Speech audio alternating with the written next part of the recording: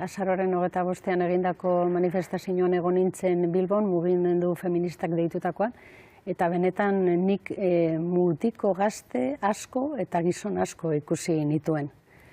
Egia da oraindik inplikazio gehiago behar dugula eta gizarte osoaren aldetik, baina bereziki gizonen partetik, ez da.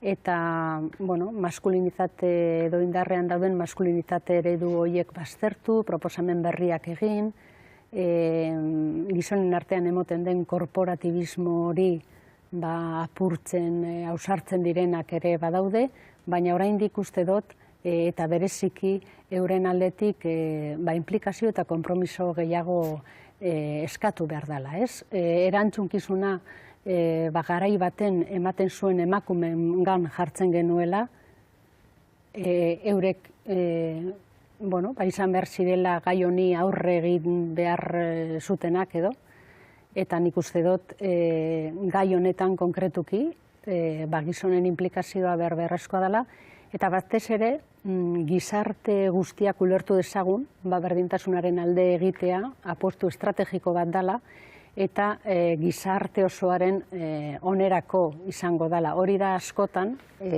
ulertzen ez duguna edo ez dakit ondo azaltzen ez dugunez. Eta bai gertatzen dela askotan berdintasunarekin zerikusia daukien gaiak planteatzen direnean, emakumeak direla nagusi eta gizonak agian ez hainbeste, ez?